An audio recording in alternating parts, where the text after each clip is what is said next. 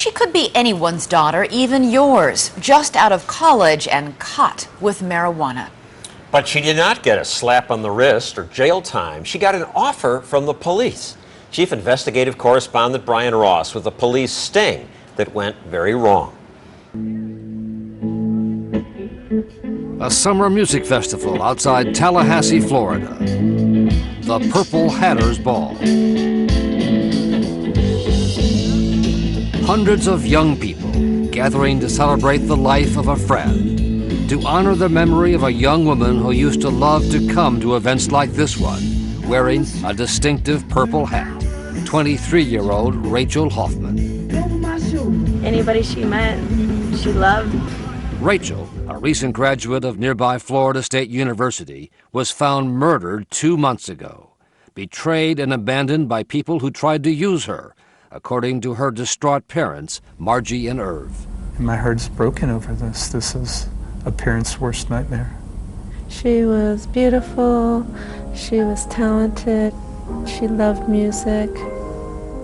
When her parents sent their only child off to Tallahassee for college, they remembered Rachel as the little girl with a big smile and a great future.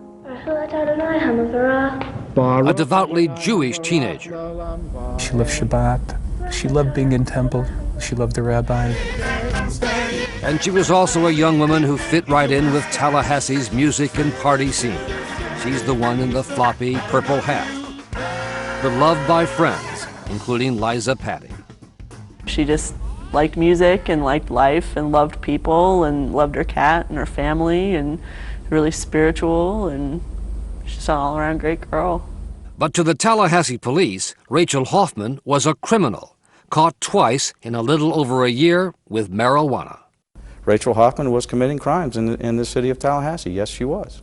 Police Chief Dennis Jones says Rachel Hoffman was no innocent. The 23-year-old woman that you're talking about was a college graduate, and she was making a living off of selling illegal drugs.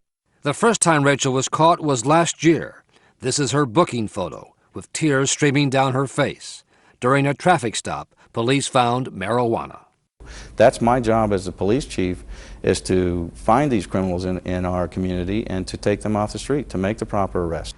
Instead of jail, Rachel was sent to a drug court diversion program. All charges would be dropped if she stayed clean for a year. As soon as she was done with that program, she was going to go to culinary school in Arizona.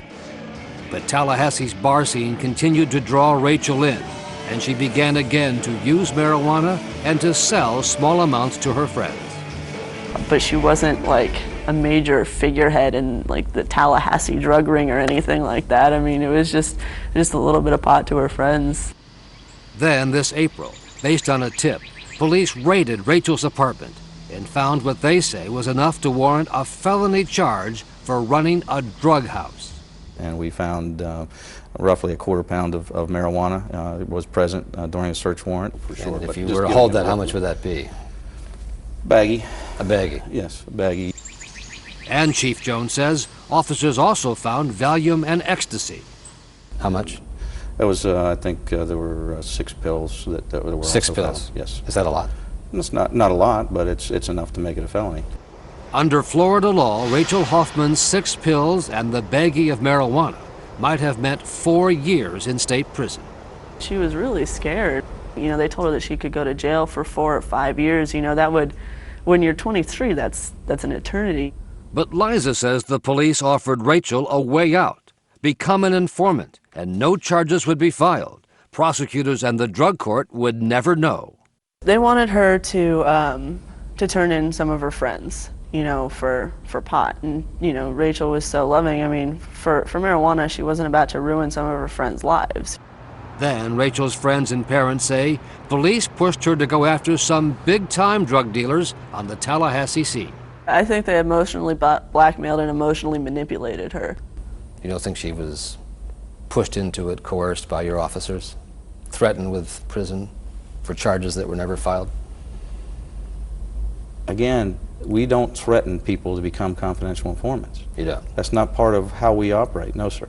Under her deal with the police, Rachel, according to court records, arranged to meet with 2 men she had never known or met before Andrea Jabbar Green and Danilo Bradshaw. The police wanted a big bust, and they told Rachel to tell the two men she wanted to buy cocaine, 1,500 ecstasy pills, and a weapon, a handgun, a big step up for a small-time pot dealer. Rachel was not in law enforcement. She had never taken any police training courses or classes. She had never taken a class on firearms, had never fired a gun in her life. As the confidential informant, the CI, Rachel was to go to a city park and meet the two men alone, carrying $13,000 in marked bills, wearing a hidden microphone. A major sting, the kind usually left to professional law enforcement officers. What sort of training did she receive? Brian, as far as the training, she receives, as far as training for as a CI, we don't provide training for CIs. We no training at all? Provide instruction, but no training. No, sir. Rachel called her mother on Passover to tell her she was going to be involved in a police sting. And I said, are you kidding me? Don't do it.